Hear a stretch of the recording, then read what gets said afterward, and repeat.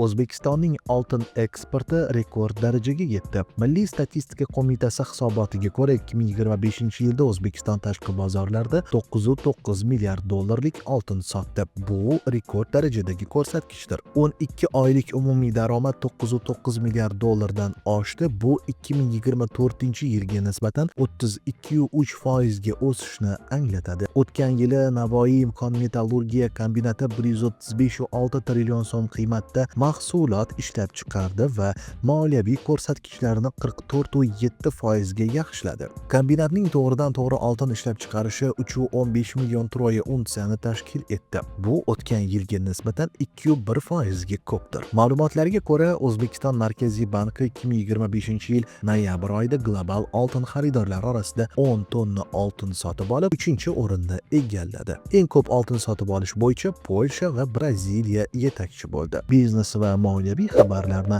Kapital.uz kanalida kuzatib boring.